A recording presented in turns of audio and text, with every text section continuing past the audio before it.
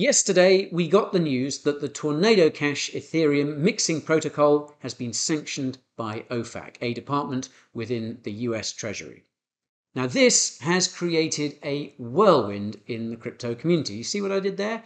I'm sorry. So, terrible jokes aside, it's important to understand exactly what's going on here, as it will have important implications for the whole industry.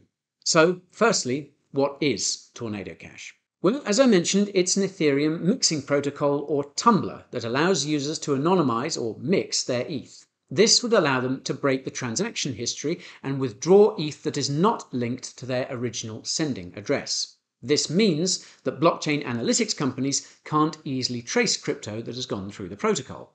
Now, while this tool is great for privacy, it's also great for those who may want to use it to launder illicit crypto. And that is exactly what has been going on. It's been used to launder hundreds of millions in stolen crypto and has been the go-to tool of North Korea's Lazarus hacking group. So, TLDR, it's an open source tool that was used by regular users and bad actors alike. Next, we have OFAC, or the Office of Foreign Assets Control. This is an important department within the Treasury that administers and enforces sanctions against high-profile individuals and companies. And OFAC actually keeps a list of these people and companies on its website, and it's called the Specially Designated Nationals and Blocked Persons, or SDN list. Not the sort of list you want your name down on. Now, I should also note that OFAC has also sanctioned the Lazarus Group back in 2019 and even added a number of Ethereum addresses to the sanctioned list. Now, what's important to understand here is that it's illegal for any US person to engage in business with these sanctioned entities. To engage in, quote, trade, economic transactions, or other dealings with any person, company, or country on the SDN list. And any US person, defined as a citizen, resident, or company in the US, found to be doing business with a sanctioned entity could see them facing serious consequences. We're talking multi-million-dollar fines here, with jail time also a serious possibility. Maximum sentence, 30 years. So that too is an important point. Now, yesterday, OFAC placed the Tornado Cash smart contract as well as all the associated wallets on the SDN list. These addresses had over $437 million in them.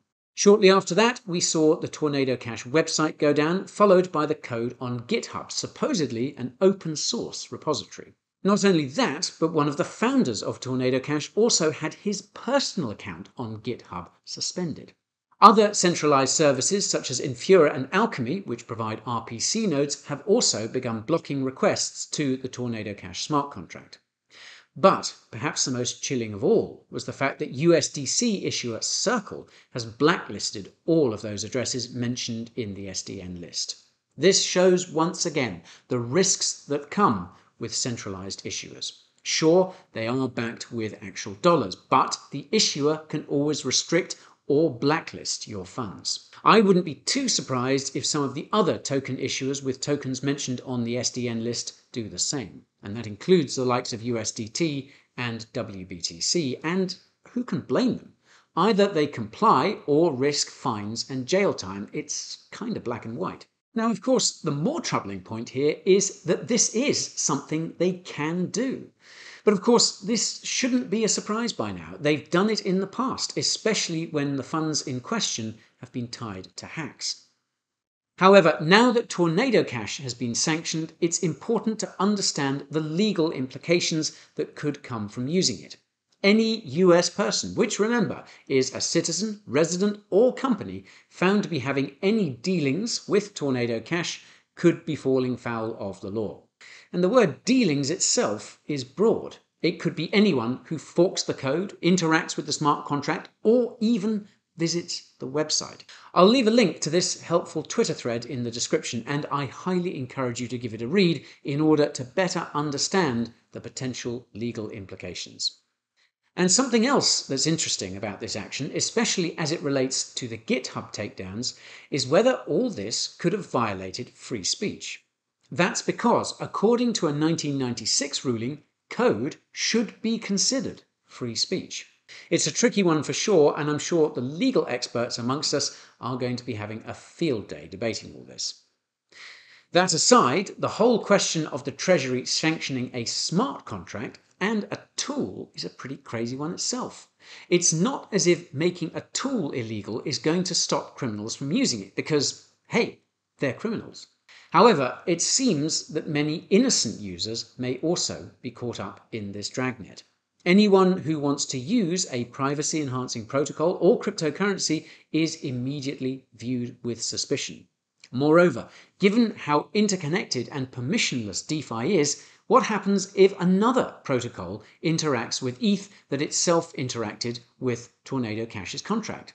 For example, what happens if that ETH lands up on a DEX like Uniswap? Are liquidity providers at risk? What about the person who exchanges another crypto for that ETH? Are they violating sanctions too?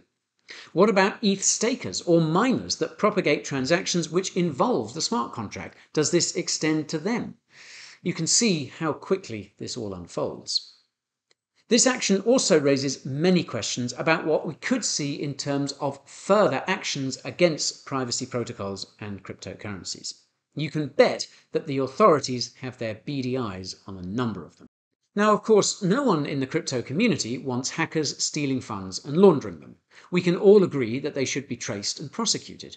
A more secure and accountable crypto space benefits us all. But how do we do that without impinging on the privacy of the rest? It's a tricky question to answer. Let's also not forget that the fiat financial system is still the predominant route for money launderers. The UN estimates that between $800 billion and $2 trillion is laundered through the traditional financial system every year. To put that into context, that's about 5% of global GDP. When it comes to crypto, Chainalysis estimated that only about $8.6 billion was laundered in crypto last year, a pittance by comparison. This is not the last that we'll be hearing of this, and it will be really interesting to see how the Treasury enforces the ban and how forcefully it does so too. Whatever happens, I'll try and keep you in the loop and let you know which way the wind is blowing. Sorry.